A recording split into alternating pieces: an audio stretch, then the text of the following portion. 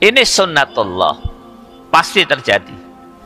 Apabila ada dakwah, ada penyeru kepada al-haq, mengajarkan Islam dengan segala kebenarannya, dengan segala keberanian dan kejujurannya, pasti dia akan menghadapi keadaan seperti ini. Yang pertama, kehadirannya dianggap sebagai sebab kesialan dan kemalangan musuh-musuh Allah. Yang kedua, dia akan mendapatkan dua hal dari musuh Allah. Yang pertama, disiksa sampai mati. Disiksa sampai. Yang kedua, akan selalu mendapatkan azab yang pedih dari musuh Allah Subhanahu wa taala. Narfa'u ar-rayati sawfa ya'lamun anna nahnu al-muslimun qadimun. Alhamdulillah, pada kesempatan malam ini kita bisa berjumpa. Mari kita berdoa kepada Allah Subhanahu wa taala, semoga perjumpaan ini memberikan manfaat bagi kita semuanya. Saya wasiatkan pada diri saya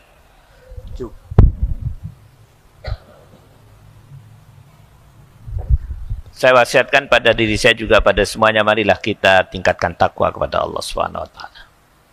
Ikhwanu fillah rahimakumullah. Allah Subhanahu wa taala berfirman di dalam surat Yasin, ya. Surat Yasin ini satu surat yang istimewa, ya. Banyak kelebihan dan keutamaannya. Salah satu keutamaannya yang paling mendasar, di dalamnya terdapat pelajaran-pelajaran yang amat sangat penting. Amat disayangkan. Amat sangat disayangkan kalau orang banyak membaca surat Yasin tapi tidak memahami maknanya, ya. Nah, Allah Subhanahu wa taala berfirman di dalam surat Yasin ayat 18. Qalu inna tatayyarna bikum la illam tantahu lanarjumannakum wa la yamassannakum minna adabun alim. Nah, ayat ini menceritakan tentang sikap orang kafir atau musuh-musuh Islam terhadap dai, penyeru kepada kebaikan, ya. Apa kata Allah? Qalu inna tatayyarna bikum la illam tantahu lanarjumannakum wa la yamassannakum minna adzabun alim. Pertama, ayat ini menjelaskan musuh-musuh Islam selalu mengatakan kepada para da'i, para pejuang Islam, inna tatayyarna bikum. Kehadiran kamu di hadapan kami hanya menambah sial, ya. Jadi kehadiran kaum muslimin, para da'i, pejuang Islam itu sial buat orang kafir. Sial buat masyarakat mereka, sial pula buat negara mereka, ya. Sial. Kalau perlu kau tidak perlu hidup, kalau bisa kau tidak usah hidup, karena kau ini sumber daripada kesialan dan kemalangan. Nah, ini yang pertama. Kemudian ayat ini juga menjelaskan ada dua sikap yang selalu dilakukan oleh orang kafir terhadap para dai. Kalau para dai itu tetap berdakwah. Sikap yang pertama, fa illam tantahu lanarjumannakum. Kalau kau tidak menghentikan dakwah, aku akan rajam kau. Rajam itu orang dipendam hidup-hidup, ya, ditampilkan badan dan kepalanya, kemudian dilempar dengan batu sampai mati. Atau bahasa yang tepat, disiksa sampai mati. Kalau kau tidak menghentikan dakwamu, lanarjumannakum, kami akan siksa sampai mati. Kemudian yang kedua, wala yamassannakum minna adzabun alim, dan kau akan mendapatkan azab yang pedih dari kami. Iman fillah rahimakumullah. Nah, ini sunnatullah, pasti terjadi. Apabila ada dakwah, ada penyeru kepada al-haq, mengajarkan Islam dengan segala kebenarannya, dengan segala keberanian dan kejujurannya, pasti dia akan menghadapi keadaan seperti ini. Yang pertama, kehadirannya dianggap sebagai sebab kesialan dan kemalangan musuh-musuh Allah. Yang kedua, dia akan mendapatkan dua hal dari musuh Allah. Yang pertama, disiksa sampai mati. disiksa sampai yang kedua akan selalu mendapatkan azab yang pedih dari musuh Allah Subhanahu wa taala. Iman fillah rahimakumullah. Nah, ini kabar dari Allah Subhanahu wa taala pasti terjadi ya. Apabila seseorang lurus dengan dakwanya dan berada di situasi yang tidak mendukung dakwanya ya, maka dia akan mendapatkan hal seperti ini. Lain kalau situasinya mendukung ya. Kalau situasi mendukung dakwanya tidak ada masalah. Tapi kalau tidak mendukung, dia akan mendapatkan hal ini. Ustadz, bagaimana situasi sekarang? Ya, setiap orang bisa mengambil kesimpulan masing-masing. Apakah situasi itu mendukung dakwah atau tidak? Kalau mendukung, dia akan berada di dalam keadaan yang nyaman untuk berdakwah. Kalau tidak mendukung, dia akan menghadapi keadaan seperti ini. Ini terdapat di dalam surat Yasin, ya. Disunahkan untuk selalu dibaca supaya apa? Masuk ke dalam dada kita. Nah, sekarang Ustadz, apa yang harus dilakukan oleh para dai di dalam situasi di mana dia hidup, situasi tersebut tidak mendukung dakwanya? Maka saya jawab, tidak ada sikap yang paling tepat kecuali para dai itu membina persatuan. Karena persatuan adalah awal daripada kekuatan. Persatuan adalah awal daripada usaha untuk menghadapi penghambat-penghambat dakwah. Ya. Saya berani mengatakan di zaman fitnah ini penghambat dakwah itu banyak sekali. Ya. Nah, bahkan hari ini ada para penghambat dakwah yang juga para dai, ya, para juru dakwah, tapi kehadirannya justru menghambat dakwah. Dan kalau kita amati dakwanya, membawa kepada kesesatan. Ya. Maka sikap yang paling utama adalah membina persatuan. Nah, Ikhwan fillah rahimakumullah, pada kesempatan kali ini saya ingin sedikit bicara tentang persatuan. Ya. Nah, saya kurang sehat. Jadi saya akan mengulang apa yang saya dakwakan kemarin pada safari dakwah di Balikpapan. Ya. Kebetulan di Balikpapan acara 4 hari, ada salah satu acara adalah seminar lah istilahnya ya. Tabligh saya dengan satu orang dai, kebetulan juga dia doktor, membahas tentang persatuan atau menghindarkan diri daripada perpecahan. Saya ingin sampaikan kepada antum sekalian dan kepada kaum muslimin bahwa persatuan adalah sunnatullah. Ya. Orang mukmin bersatu itu pasti karena sunnatullah. Orang mukmin bersatu itu pasti karena sunnatullah. Allah Subhanahu wa taala berfirman di dalam surat Al-Hujurat ayat 10. Innamal mu'minuna ikhwatun fa'aslihu baina akhawaikum. Coba lihat. Innamal mu'minuna ikhwatun fa'aslihu baina akhawaikum. Karakter dasar orang mukmin itu bersaudara, bersatu. Dan program utamanya diantaranya fa'aslihu baina akhawaikum. Bina hubungan yang baik di antara kalian supaya bisa tetap bersatu. Saya pernah jelaskan, paling tidak ada 3 sikap dari sekian banyak sikap yang dilakukan oleh Rasulullah supaya kaum muslimin itu terpelihara persatuannya. Yang pertama, coba lihat kalau sholat. Rasulullah menganjurkan supaya shaf dirapatkan. Di dalam salah satu hadis Rasulullah menganjurkan ini supaya kita bersatu. Bina shaf yang baik. Ini yang pertama. Yang kedua, apa kata Rasulullah? Ala adullukum ala amrin idza fa'altumuhu tahabbabtum afshus salam bainakum. Ketahuilah, aku akan tunjukkan kepada kalian satu amalan, satu persoalan. Jika kalian amalkan, tahabbabtum, kalian akan saling bercinta. Cinta awal daripada persatuan. Apa itu? Afshus salam bainakum. Kalau ketemu, assalamualaikum. Kalau ketemu, assalamualaikum. Kalau ketemu, assalamualaikum. Hari ini muncul satu fenomena aneh di mana sesama aktivis muslim tidak saling salam. Nah, itu penyebab perpecahan. Yang ketiga, pernah pada satu waktu Rasulullah berjalan dengan istrinya di malam hari yang gelap. berpapasan dengan seorang sahabat. Setelah berpapasan, sahabat itu berjalan menjauhi Rasulullah. Kemudian dipanggil oleh Rasulullah. Ta'al ya ta'al. Ada apa Rasulullah? Saya beritahu kau. Yang ku gandeng ini bukan sembarang wanita, tapi istriku. Ya Rasulullah, tidak usah diberitahu. Saya yakin itu istrimu. Apa kata Rasulullah? Saya harus beritahu. Supaya tidak tumbuh su'udzon. Persepsi negatif kau terhadapku. Persepsi negatif menjadi sebab perpecahan. Coba lihat. Dari 3 kejadian itu kita bisa mengambil satu pelajaran. Bahwa Rasulullah selalu wa aslihu baina akhawaikum. Perbaiki hubungan di antara kalian. Supaya apa? Innamal mu'minuna ikhwatun. Supaya selalu bersaudara atau bersatu. Ayat yang kedua, catat baik-baik. Dan saya minta kepada antum untuk dihafal. Kalau tadi surat Al-Hujurat ayat 10 ya. Betul ya?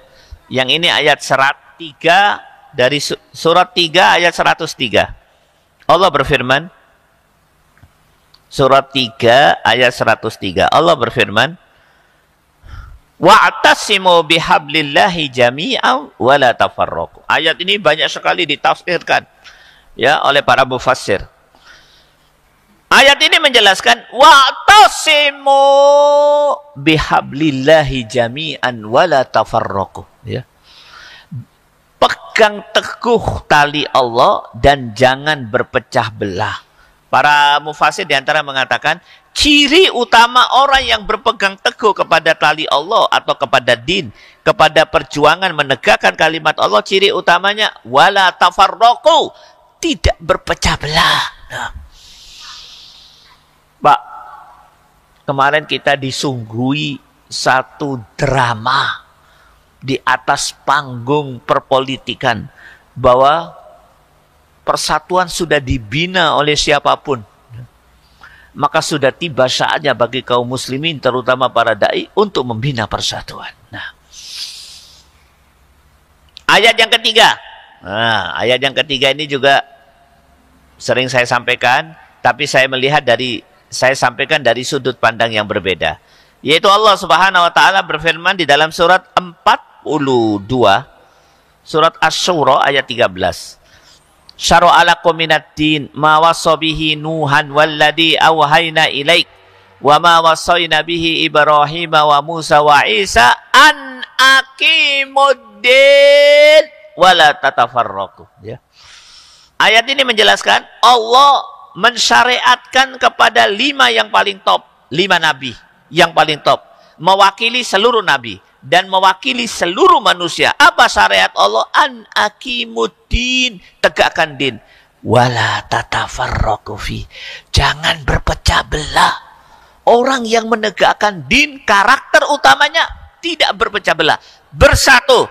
Kalau tidak bersatu, nonsen bisa menegakkan din. Ini penting bapak-bapak sekalian, ya. Nih saya cerita sedikit. Sebenarnya pernah saya cerita, ya.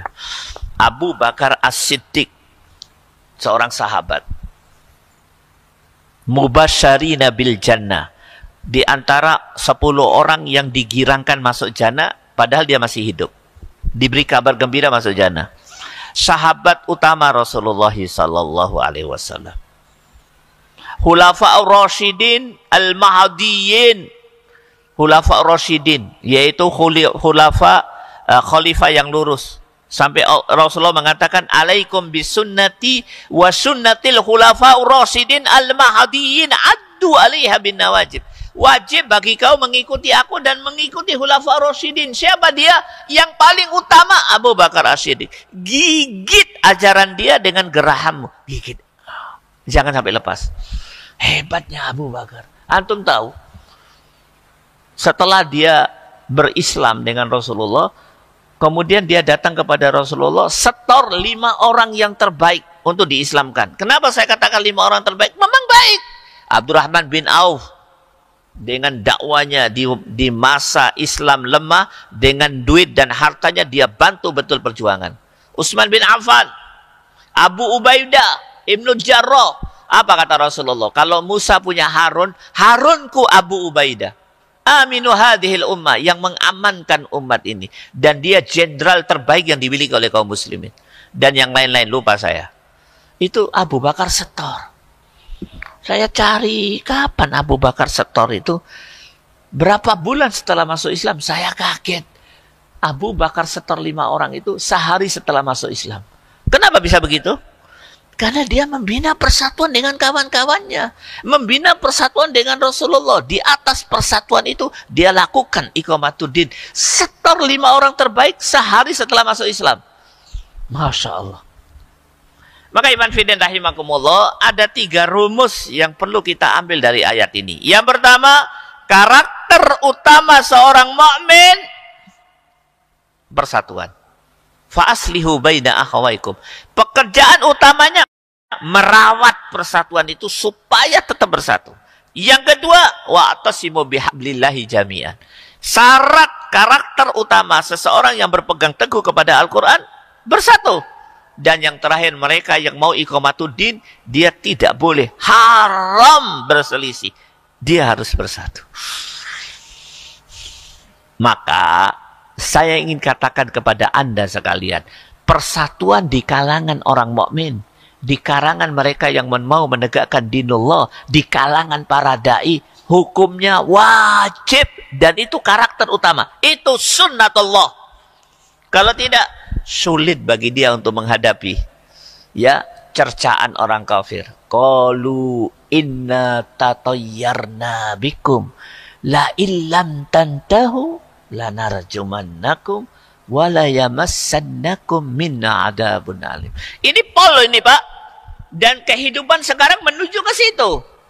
Kehadiran para dai dianggap sebagai kesialan. Yang kedua, dia akan menghadapi 2 sikap, disiksa sampai mati.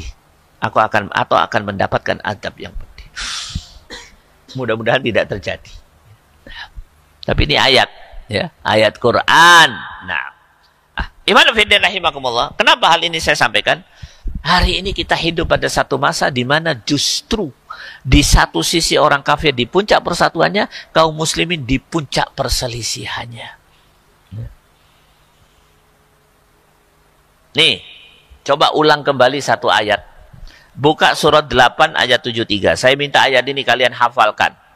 Nanti saya akan sampaikan kepada antum. Ustadz, bagaimana ayat Quran itu bisa masuk ke dalam dada saya, masuk menancap di atas pikiran saya hafal, refleks, berurat, berakar di dalam diri saya. Nanti akan saya sampaikan. Ada 5 atau 6 kiat. Ya. Buka surat 8 ayat 73. Apa kata Allah? Walladina kafaru ba'duhum awliya'u ba'd illa taf'alu takun fitnatun fil ard wa fasadun kabir. Orang kafir sudah sampai di puncak persatuan. Apa tandanya? Ba'duhum awliya'u ba'd. Satu dengan yang lain saling melindungi, membangun satu konspirasi, siap mati untuk membela perjuangannya dan membela kawannya. Kalau kau tidak lakukan hal seperti itu, akan timbul fitnah besar di mana-mana dan kerusakan di atas bumi. Takun fitnatun fil ard wa fasadun kabir. Fitnah di muka bumi dan kerusakan. Fitnah itu apa? Sesuatu yang gak enak. Semua yang gak enak namanya fitnah. Ya. Apa sebabnya? Kaum muslimin tidak membina persatuan. Lu Ustaz, membina persatuan itu wajib. Wajib. Dasar daripada segala perjuangan. Persatuan. Kekuatan yang paling kuat untuk menghadapi siapapun. Apa itu? Membina persatuan. Ini ayat yang pertama. Nih, saya akan tambahkan ayat yang kedua. Dan saya minta ayat ini dihafal. Kenapa saya sampaikan lagi? Antum belum menghafal. Ya. Pak, orang kalau menghafal ayat, refleks yang keluar dari mulutnya ayat Quran. Kenapa anaknya bandel? Karena tidak pernah mendengar dari bapaknya ayat Quran. Kenapa istrinya sulit diatur? Sang suami tak punya wibawa di hadapan istri. Tidak keluar Al-Quran dari mulut sang suami. Dan apa pemberian yang paling baik seorang anak kepada orang tuanya? Ayat Quran. Maka mutlak menghafal ayat Quran. Nanti saya akan sampaikan bagaimana caranya. Tulis surat 9 ayat 7. Baca 971. Surat Taubah 71.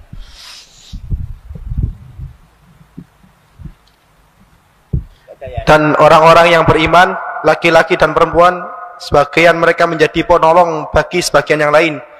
Mereka menyuruh berbuat yang ma'ruf dan mencegah dari yang munkar, melaksanakan sholat, menunaikan zakat, dan taat kepada Allah dan Rasulnya. Mereka akan diberi rahmat oleh Allah Subhanahu wa Ta'ala. Sungguh Allah Maha Perkasa, lagi Maha Bijaksana. Naam. Naam, Masya Allah ayat ini. Wal mu'minuna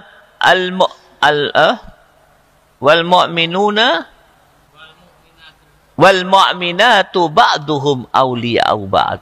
Ya'muruna bil ma'ruf wa yanhauna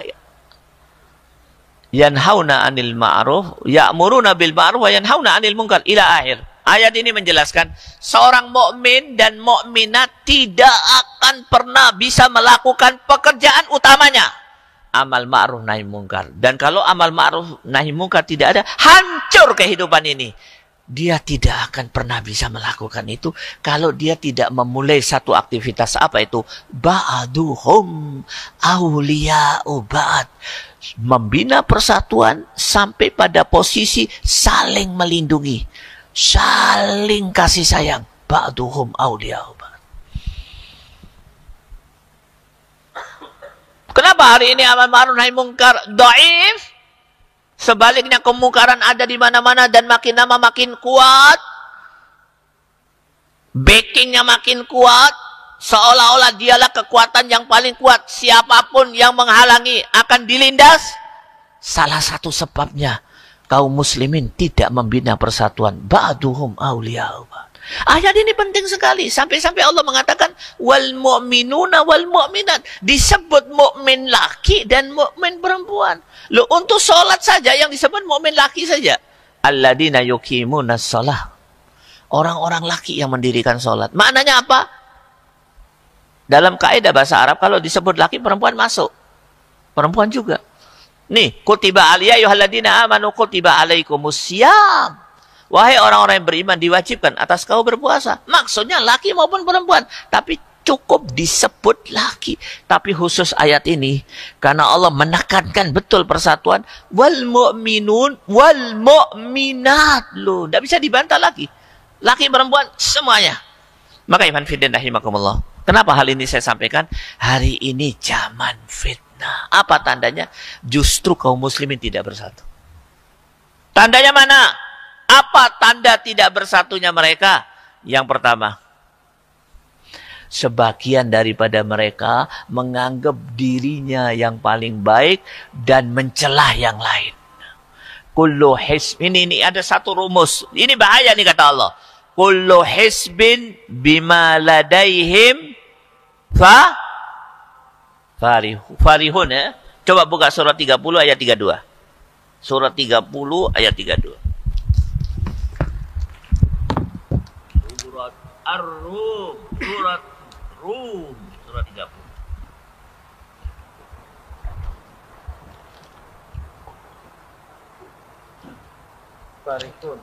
Farihun, baca artinya. Kullu hizbin bima ladaihim farihun. Setiap kelompok merasa bangga dengan apa yang dia miliki. Hal ini terjadi. Kata Allah, ini kehancuran. Kullu hizbin bima ladaihim farihun. Coba baca artinya ayat itu saya. Yaitu orang-orang yang memecah belah agama mereka. Apa-apa? Pelan-pelan. Yaitu orang-orang yang memecah belah agama mereka dan mereka menjadi beberapa golongan. Setiap golongan merasa bangga dengan apa yang ada pada golongan mereka. Masya Allah, jelas ya.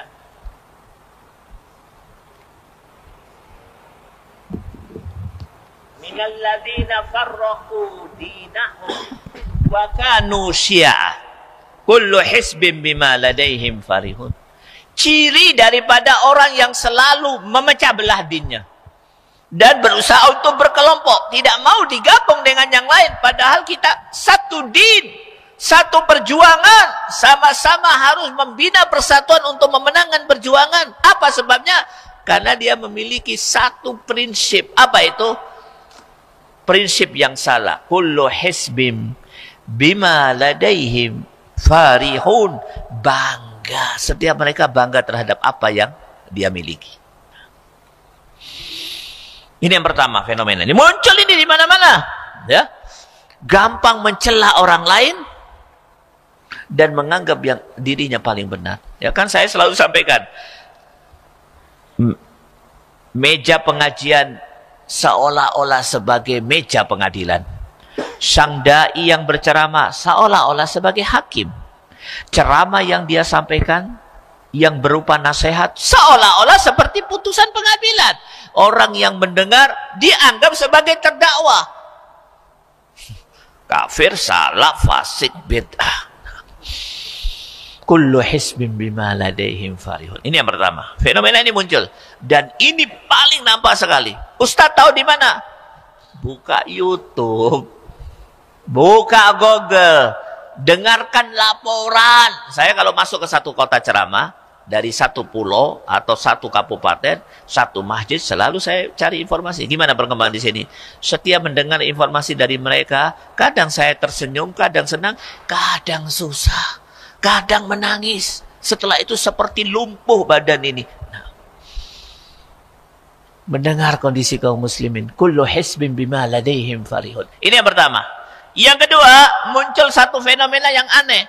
Yang mestinya di hadapan orang pandai sudah tidak ada lagi fenomena ini. Apa ini? Taqdiyus suyuh. Mengkultuskan syekh, ustadz, kiai, ulama, habib, dai, mubalik, siapapun dikultuskan. Ya tidak ada satu manusia pun di muka bumi ini yang bisa memenuhi seluruh kebutuhan hidayah kita. Dan tidak ada yang sempurna. Maka jangan kau kultus siapapun. Kecuali satu orang. Muhammad sallallahu alaihi wasallam. Kata Imam Malik, beliau berdiri di atas kuburan Rasulullah, apa kata dia? Semua perkataan manusia bisa ditolak dan bisa diterima. Kecuali sahibu hadal qabr. Semua perkataannya harus diterima. Siapa dia? Pemilik kuburan ini. Dia berdiri di atas kuburan Rasulullah SAW. Hari ini bukan Rasulullah. Seorang mubalik yang kadang penuh dengan segala kesalahan. Diambil semua perkataannya. Ditinggalkan. Diambil semua perkataannya. Walaupun perkataannya kadang bertolak belakang dengan perintah Allah. Maka saya akan sampaikan satu ajaran yang penting akidah ahli sunnah wal jamaah. Apa itu? Ar-ruju' ilal Qur'an wa sunnah. Kita harus kembali kepada Al-Quran. Walaupun hari ini saya lihat di YouTube ada yang mengatakan kembali kepada Al-Quran itu ciri orang sesat. Yang betul kembali kepada ustadz. Salah saya bilang. Kembali kepada Al-Quran. Bukan kembali kepada ustadz. Bukan kembali kepada habib, bukan kembali kepada kiai, tapi kembali kepada Al-Quran. Ar-ruju' ilal Quran was sunnah. Ini inti daripada ahli sunnah wal jamaah. Hari ini ada kekuatan yang mengajak kita untuk tidak kembali kepada Al-Quran. Kembali kepada orang. Hati-hati. Taqdis asyuyuh. Mengkultuskan para syuyuh. Pemimpin, syekh, ya. Iman fiddin rahimakumullah, ya. Maka sekali lagi kita kembali kepada persatuan. Ustaz, bagaimana cara membina persatuan? Yang pertama, ya. Persatuan ini adalah tujuan daripada asbab. Kalau asbabnya tidak dilewati, persatuan tidak akan pernah bisa terwujud. Yang pertama, tidak tahu saya pernah sampaikan atau tidak, tapi kalau sudah ya saya ulang kembali, ya. Kalau belum ya anggap ini sebagai satu hal yang baru. Yang pertama, harus sama setiap kaum muslimin di dalam 3 hal. Sama. Sama dalam apa? Wahdatul ghayah. Ini nomor 1. Tujuannya harus sama. Tujuan yang paling benar apa? Mencari ridha Allah. Kenapa satu dai dengan dai yang lain tidak bisa bersatu? Satu mahjid dengan mahjid yang lain bentrok. Satu aliran dengan yang lain tidak bisa bersatu. Masalahnya yang satu mencari ridha Allah, yang satunya lagi mencari ridha manusia. Mencari ridha raja dan kerajaan. Ya tidak bisa bersatu selama-lamanya. Harus sama-sama mencari ridha Allah. Karena hari ini juga raja membuat kelompok-kelompok supaya taat kepada dia, mencari ridho dia. Orientasinya apa? Eksploitasi ketaatan. Hati-hati. Nih saya akan tunjukkan satu ayat. Penting sekali ayat ini. Buka surat 3 ayat 79.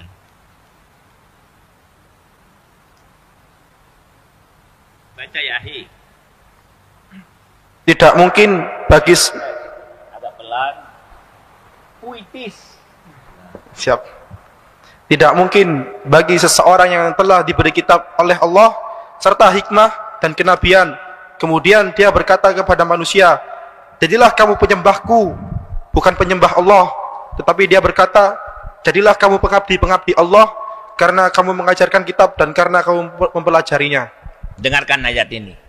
Maka nali basyarin ayyu'tiyahullahul kitaba wal hukma wan nubuwah summa yaqula linnasi kunu ibadan li min dunillah walakin kunu rabbaniyin bima kuntum tuallimunal kitab wa bima kuntum tadrusun. Ayat ini mengatakan mustahil nabi rasul yang diberi kitab oleh Allah, kenabian dan nubuah, dia akan mengatakan kunu ibadan li. Mustahil. Tidak ada rasul yang mengatakan tunduklah kepadaku, jadilah hambaku, eksploitasi ketaatan. Tidak. Tapi semua rasul akan mengatakan kunu ibadan, kunu walakin kunu rabbaniyin, ya. Kunu, jadilah kau orang-orang yang taat kepada Allah Subhanahu wa taala. Tapi ingat, di balik ini Allah ingin mengatakan ada bentuk penyimpangan dari orang yang merasa diri pemimpin atau dianggap pemimpin. Dia akan mengatakan kepada umatnya, kunu ibadan li, jadilah penghambaku. Eksploitasi ketaatan. Hati-hati loh Pak, ini penyakit gerakan Islam. Ya. Kenapa satu dengan yang lain tidak bisa bersatu? Yang satu mengajak kepada untuk tunduk kepada Allah, yang satu eksploitasi ketaatan. Tunduk pada dia atau tunduk pada raja dan kerajaan. Ini nomor satu.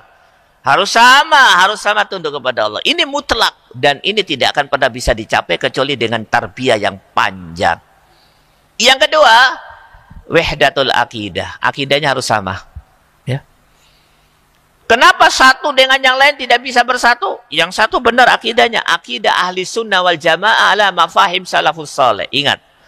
Akidah yang benar itu bukan klaim kita sendiri, tapi berdasarkan pijakan salafuna as-soleh, para tabi'in, para sahabat. Ya, bukan klaim.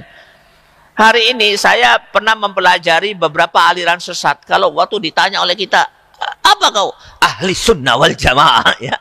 Semua orang menganggap dirinya ahli sunnah wal jamaah. Perhatikan. Maju kau. Yahi, maju. Kau maju. Ini siapa ini? Jangan berduaan. Kau maju. Kau maju. Tidak boleh ada guyon. No. Kita sedang melakukan satu pekerjaan yang paling utama yang pernah dilakukan manusia di muka bumi ini. Nabi dan Rasul melakukan ini. Harus serius. Apa itu? Khairukum man ta'allamal Qur'an wa 'allama. Sebaik-baik manusia, sebaik-baik makhluk, sebaik-baik muslim mengkaji Al-Quran dan mengajarkan Al-Quran dan mempelajari Al-Quran. Harus serius. Seperti seriusnya kita sholat. Apa kata para sahabat? Kalau Rasulullah naik mimbar, tawajjahna biwujuhina, kata sahabat. Kalau Rasulullah naik mimbar untuk berceramah, tawajjahnahu biwujuhina. Tawajjahnahu biwujuhina. Kami hadapkan wajah kami kepada beliau. Hadapkan. Terus sampai selesai pengajian. Oke. Kenapa satu dengan yang lain tidak bersatu? Satu akidahnya ahli sunnah wal jamaah, yang satu syiah. Tidak akan pernah bisa bersatu. Hati-hati. Ustadz saya tidak syiah, tapi hati-hati. Ada orang tidak syiah, tapi dia masih berpijak kepada sebagian akidah syiah. Hati-hati. Kenapa satu dengan yang lain tidak bisa bersatu? Satu ahli sunnah wal jamaah, satu khawarij. Tidak bisa bersatu. Apa ciri khawarij? Gampang mengkafirkan orang. Saya bicara yang gampang. Saya tidak mengajak antum untuk masuk kepada definisi yang sulit tentang khawarij. Kenapa satu dengan yang lain tidak bersatu? Satu akidah ahli sunnah wal jamaah, satunya irja. Orangnya namanya murji'ah. Apa cirinya murji'ah? Banyak. Tapi saya ingin menjelaskan yang paling sering muncul. Mereka tidak menganggap sebagai satu dosa besar yang membawa kepada kekafiran kalau ada orang tidak berhukum dengan hukum Allah Subhanahu wa taala dan tetap ditaati, dianggap sebagai ulil amri. Ini tidak bisa bersatu selama-lamanya. Kenapa? Beda akidahnya. Kemudian yang ketiga, harus sama di dalam ala mafahim wahdatul fahmi lidinillah, ya. Harus sama di dalam pemahaman di dalam din Allah, ya, din Allah. Yaitu Islam dianggap sebagai din yang kafah. Satu dengan yang lain kenapa tidak bersatu? Yang satu Islamnya kafah. Semua dari Allah diterima. Semua dari Allah benar. Semua dari Allah harus berusaha untuk dilaksanakan. Kalau sekarang belum bisa melakukannya, pada saatnya harus bisa dilakukan. Tidak bisa bersatu dengan orang yang pemahamannya salah. Contoh pemahaman yang salah. Menurut saya hukum Allah tidak perlu ditegakkan. Pemahaman yang salah. Sulit untuk diajak bersatu. Banyak maaf ini. Kelompok ini banyak sekali hari ini. Ya. Kenapa satu dengan yang lain tidak bisa bersatu? Satu Islam kafah, benar. Yang lain menganggap, tidak perlu jihad. Ajaran Islam tidak perlu dikerjakan semua. Itu kan ajaran masa lalu. Kita ini berada di zaman penuh dengan peradaban. Kedepankan kasih sayang walaupun dengan orang kafir yang menghina Islam. Tidak bisa bersatu, ya. Maka kesimpulannya bagaimana kiat untuk bisa bersatu? Harus sama di dalam tiga hal. Ini mendesak sekali, ya. Kemudian yang kedua, Ustadz, bagaimana cara untuk bisa bersatu? Imam Syauqi berkata, musibah akan mempersatukan umat. Jadi kalau kita kena musibah, baik al-musibatu fid din maupun al-musibatu fid dunia akan membawa kepada persatuan. Salah satu hikmahnya. Contoh, masjid dibakar. Orang-orang yang dulu kita salami nggak nyapa. Diajak sholat tidak mau. Sama-sama bekerja sama, membantu, menghantam dan menghajar siapa yang membakar masjid. Ini maknanya persatuan membawa kepada musibah membawa kepada persatuan. Contoh waktu jihad Ambon dulu, preman-preman atau di Poso, preman-preman kelas kakap, ya, dikasih ayat Quran, tobat, kemudian dia menjadi mujahidin. Kenapa? Karena dia melihat di depan mata kepalanya, dia melihat kaum muslimin dibunuh, musibah di mana-mana, musibah mempersatukan umat. Ya. Dan yang terakhir, ikhwan fillah rahimakumullah, para ulama sepakat tidak ada cara untuk membawa kepada persatuan umat kecuali al-jihad fi sabilillah. Ya. Coba lihat Afghanistan, 7 hizib bisa bersatu di bawah bendera jihad. Di Irak, beberapa kelompok yang tidak pernah bersatu sebelumnya bisa bersatu di bawah bendera jihad fi sabilillah. Begitu juga kaum muslimin, kalau ada jihad fi sabilillah, fa insyaallah mereka akan bersatu. Nah, ya. Jadi iman fillah rahimakumullah, sekali lagi, dalam keadaan apapun, lemah ataupun kuat, membina persatuan adalah prioritas utama. Dan sebenarnya membina persatuan itu gampang. Kenapa? Sudah menjadi karakter kaum muslimin, sunnatullah, ya. Cuman hari ini zaman fitnah sehingga persatuan itu sulit diwujudkan. Bagaimana caranya? Sudah saya sampaikan tadi. Sekarang untuk mengakhiri majelis ini saya akan sampaikan, menjawab pertanyaan banyak teman-teman. Ustadz, bagaimana caranya supaya Al-Quran ini bisa masuk ke dalam dada? Ini mendesak. Karena Allah Subhanahu wa taala berfirman, nih baca. Surat 25 ayat 52. Surah.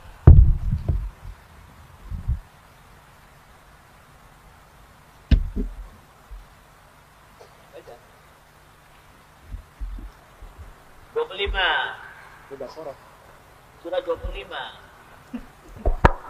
Macam mana tukang baca yang nggak konsentrasi ya? Surat 25 ayat 52. Baca. Maka janganlah engkau taati orang-orang kafir dan berjuanglah terhadap mereka dengan Al-Quran dengan semangat perjuangan yang besar. Wala fala tuti'il kafirin wajahidhum bihi jihadan kafir. Menghadapi orang kafir itu dengan Al-Quran. Maksudnya apa? Hanya orang-orang yang memasukkan Al-Quran di dalam dada hatinya yang mampu menghadapi orang kafir. Hanya dengan cara Al-Quran bisa dihadapi. Barang siapa yang menghadapi musuh-musuh Islam dengan meninggalkan Al-Quran, tidak akan pernah bisa sampai kepada kemenangan. Dan tidak akan pernah sampai kepada kemenangan baik di dunia maupun di akhirat. Oke. Sekarang saya akan sampaikan 5 atau 6 kiat. Ya, cara supaya Al-Quran masuk ke dalam dada. Saya pakai papan tulis. Nah.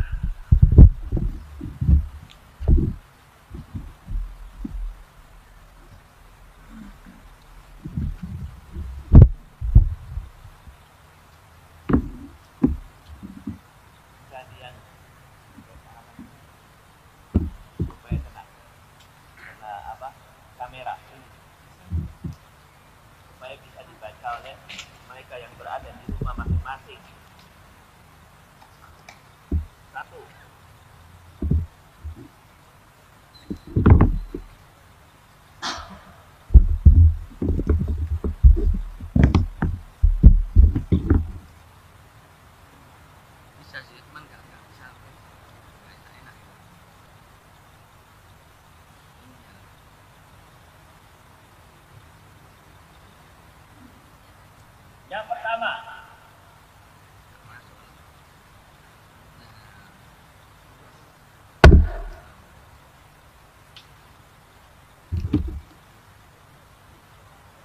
cara-cara supaya Al-Quran masuk ke dalam dada, masuk ke dalam pikiran kita, masuk ke dalam diri kita. Jadilah kita Al-Quran yang berjalan. Ya? Nah, yang pertama, bagaimana dijelaskan oleh Allah di dalam surat 81 ayat 26, 27, 28, 29. Caranya apa? Berdoa, minta kepada Allah. Berdoa kepada Allah.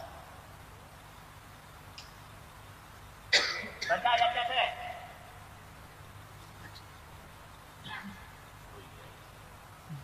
Saya ulangi lagi ya. Oke. Kiat-kiat atau cara-cara supaya Al-Quran masuk ke dalam dada. Yang pertama, ini mendesak sekali. Ya.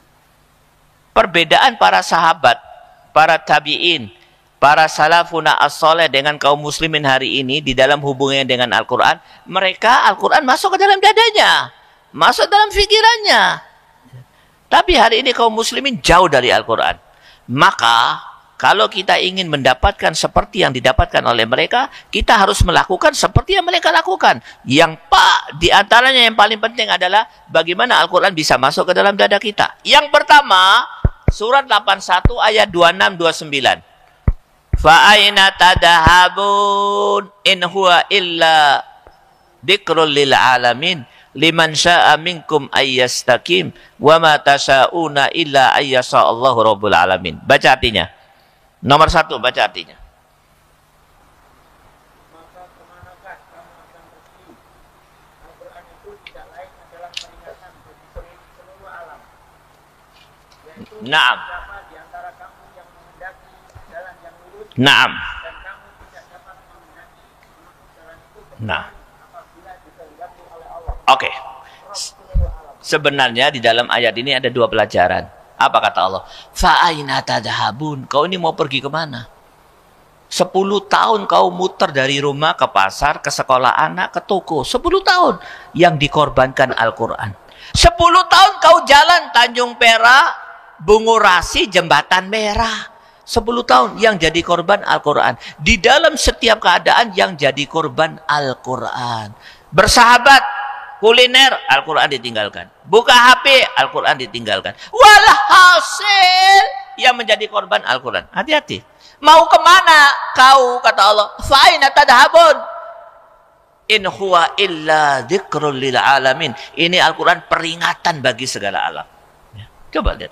Dzikrul lil alamin. Peringatan bagi seluruh alam semesta. Coba lihat. Jadi barang siapa yang meninggalkan Al-Quran, ingat, Al-Quran akan meninggalkan dia. Karena Al-Quran itu pecemburu berat. Nomor 2, pelajaran yang kedua saya garis bawahi. Cara supaya Al-Quran masuk ke dalam dada adalah وَمَا تَشَاءُونَ إِلَّا إِيَّشَاءَ رَبُّ الْعَالَمِينَ. Kalian tidak akan pernah bisa begitu kecuali atas kehendak Allah. Maka caranya minta kepada Allah, berdoa. Doa untuk bisa doa dengan bahasa Indonesia. Ada juga doa yang diajarkan oleh Rasulullah. Allahumma rahamna bil Quran waj'alhu lana imaman dan sunnah. Tapi hari ini jadi lagu. Jadi lagu tidak tahu artinya.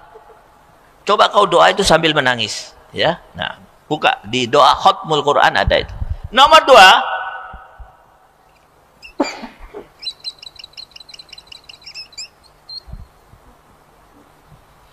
surat 80 ayat 3 dan 4. Baca.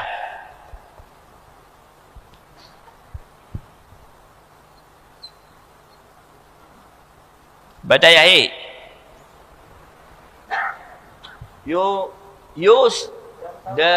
pakai mic. Dan tahukah engkau Muhammad, barangkali dia ingin menyucikan dirinya dari dosa, atau dia ingin mendapatkan pengajaran yang memberi manfaat kepadanya. Nih, dengarkan. Wa ma yudrika la'allahu yazakka aw yadzakkaru fatanfa'ahu dzikr. Ayat ini menjelaskan kita akan mendapatkan intifa, manfaat dari Al-Quran kalau kita lakukan 2 hal. Yang pertama, tazkiyatun nafas, sucikan hati. Baru setelah itu ambil pelajaran di dalam Al-Quran. Intifa minal Al-Quran kita dapatkan kalau kita lakukan 2 hal. Pertama, tazkiyatun nafas. Yang kedua, mengambil pelajaran. Maka, bukan tadabbur, salah. Ya, salah. Tazkiyatun nafas. Apa itu tazkiyatun nafas? Mensucikan hati. Al-Quran ini satu hal yang suci. Dari zat yang maha suci. Akan hinggap kepada hati yang suci. Jadi, tazkiyatun nafas. Bukan tadabbur Al-Quran ya. Tazkiyatun nafas. Nomor 2. Nomor 3. Bagaimana cara Al-Quran supaya bisa masuk ke dalam dada? Yang ketiga adalah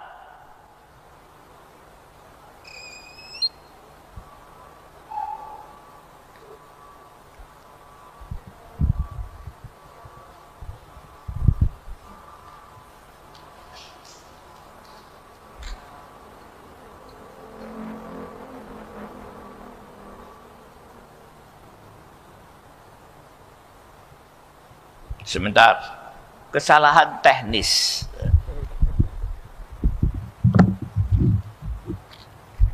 Bukan surat 3.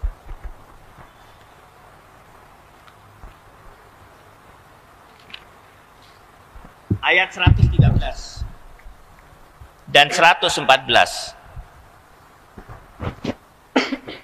Baca Yahi, cepat. Mereka itu tidak seluruhnya sama.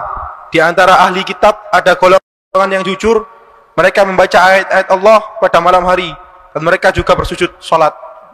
Oke, dan selanjutnya cukup. 114 dibaca di rumah.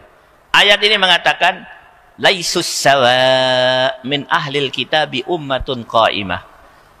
Ciri daripada umat yang qaimah. Umat yang qaimah itu ada 2 arti, tapi saya pas dengan arti yang yaitu umat yang lurus. Walaupun di terjemahan dikatakan jujur.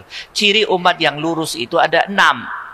Yang pertama, yang paling utama, yatluna ayatillahi ana al-lail. Mereka membaca Al-Quran ana al-lail. Ana al-lail, saya buka kamus Arab Indonesia, sepanjang malam. Atau sa'atun tawilatun fil lail. Di waktu yang lama di malam hari. Membaca Al-Quran.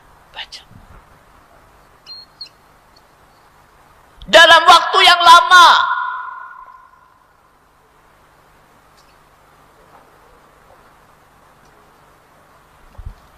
Bukan sebulan sekali.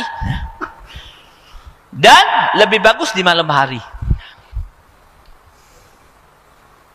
Pernah saya ceritakan, mereka kalau malam hari, kalau dikasih makanan yang keras ditumbuk. Supaya masuk ke mulutnya cepat. Ditanya, kenapa harus ditumbuk? Supaya cepat lewat mulut. Kenapa harus cepat? Supaya tidak mengganggu waktu baca Quran. Seperti itu. Sekarang malah beli kacang sama kuaci.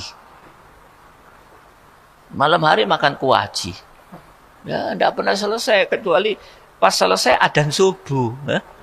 Nomor 4. Pak, ini aktivis. Pekerjaan aktivis muslim loh ini. Hari ini harus dilakukan. Kenapa? Qalu inna tatayyarna bikum. La illam tantahu lanarjumannakum wa la yamassannakum minna adabun alim. Coba lihat. Sudah nampak? Dai aktivis muslim dikatakan kehadirannya di muka bumi penyebab sial. Dan mereka akan diberikan 2 hal. Disiksa sampai mati. Tidak main-main. Yang keempat.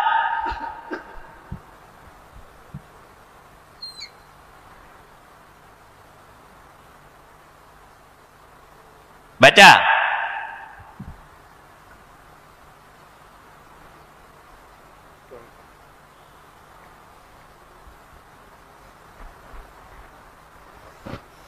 Ayo cepat. Maka tidakkah mereka menghayati Al-Quran, ataukah hati mereka sudah terkunci? Di hadapan kita ada 2 pilihan.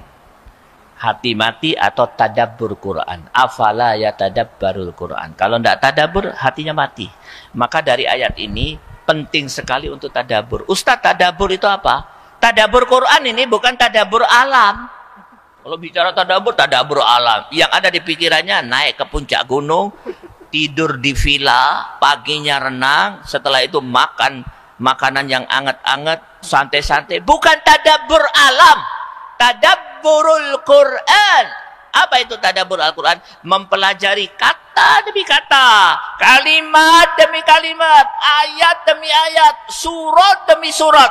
Nah ini dia, tadabbur Quran. Supaya Al-Quran masuk ke dalam dada. Bukan tadabbur alam.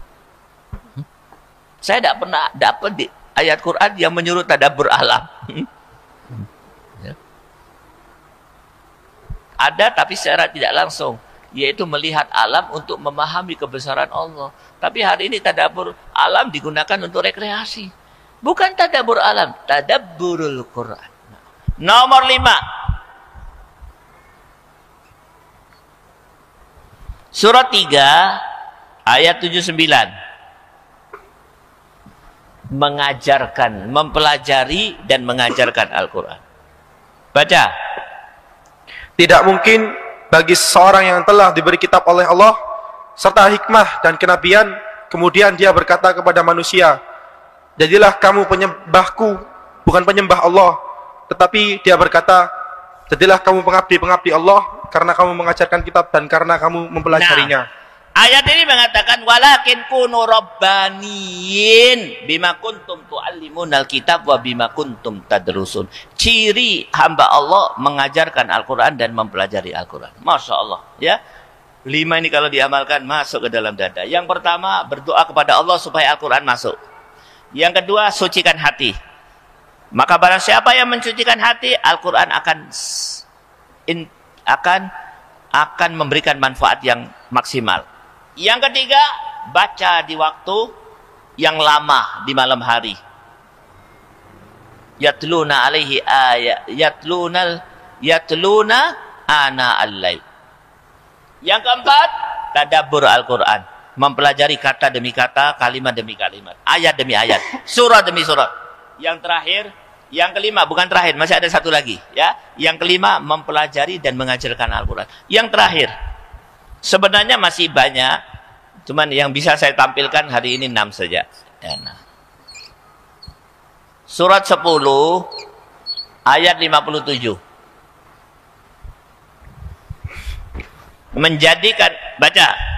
Menjadikan Al-Quran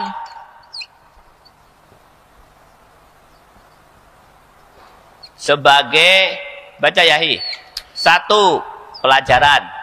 Wahai manusia, sungguh telah datang kepadamu pelajaran Al-Quran dari Tuhanmu, penyembuh bagi penyakit yang ada dalam dada, dan petunjuk serta rahmat bagi orang yang beriman. Nah, nih, menjadikan Al-Quran sebagai pelajaran, mau'idoh, menjadikan sebagai syifa lima fi sudur, obat penyakit hati. Dan penyakit hati di zaman modern stres. Ustadz, saya stres. Terus mau kemana? Saya mau naik puncak Lawu. Stres ke puncak Lawu, tambah stres kau. Kenapa? Banyak orang telanjang. Udahlah Ustadz, kalau gitu saya ke WBL. Stres ke WBL, tambah stres. Banyak orang mandi telanjang. Udah, saya stres, saya mau belanja ke mall. Tunjungan Plaza. Stres ke Tunjungan Plaza, tambah stres. Harga naik semua. Waktu saya ngisi pengajian di Kalimantan, Ustadz, kami stres mau jalan-jalan ke Jawa. Loh, mau ke Jawa? Saya nih barusan dari Jawa. Jawa isinya orang stres. Bukan obat stres ke Jawa, tambah stres kau. Terus bagaimana? Al-Quran, sifat lima fi sudur. Yang terakhir, petunjuk. Menjadikan sebagai petunjuk, dan yang terakhir adalah rahmat. Ya, sebenarnya masih ada lagi, ya. Masih ada lagi, tapi cukup ini. 6 ini wis pol-polan, ya. Untuk pemula sudah cukup bagus. Pol sudah. Bagaimana cara supaya Al-Quran masuk ke dalam dada? Ustadz, mendesak. Mendesak. Ya, saya selalu ingatkan Anda. Sebelum mengaji dan mempelajari Al-Quran ini satu aktivitas yang sulit. Karena kita berada di dalam kondisi yang sangat sulit. Ya, seperti yang terjadi di tempat-tempat yang lain, kaum muslimin dibakar, dibunuh, selalu sulit membaca Al-Quran. Maka manfaatkan waktu yang munasib, yang tepat, waktu yang damai, waktu yang nyaman ini untuk mempelajari Al-Quran dengan serius. Bagaimana caranya? Ini tahapannya. Berdoa kepada Allah, tazkiyatun nafas, baca dalam waktu yang lama, tadabbur, mempelajari dan mengajarkan. Titik tekannya mengajarkan, ya. Dan yang terakhir adalah menjadikan sebagai pelajaran, obat hati, petunjuk dan rahmat. Mungkin itu saja. Mudah-mudahan apa yang saya sampaikan memberikan manfaat bagi diri saya juga buat semuanya, ya. Jadi kesimpulan dari apa yang bisa saya sampaikan kepada Anda, yang pertama, hati-hati karakter pertempuran antara para dai penyeru kepada al-haq dengan orang-orang musuh Islam mulai nampak di zaman fitnah ini. Apa itu? Mereka tidak akan pernah bisa bersatu dan mereka akan selalu bermusuhan. Kehadiran para dai dianggap sebagai sebab kesialan. Yang kedua, bagaimana untuk menghadapi itu? Awal dari segala sesuatu bina persatuan. Bagaimana caranya? Sudah saya sampaikan tadi. Dan yang terakhir, bagaimana memasukkan Al-Quran ke dalam dada? Ini diamalkan. Pak, catat. Praktekan. 2 pekan lagi ulangan. Ya. Terutama ini, ya. Mungkin itu saja, mudah-mudahan berikan manfaat bagi kita semuanya.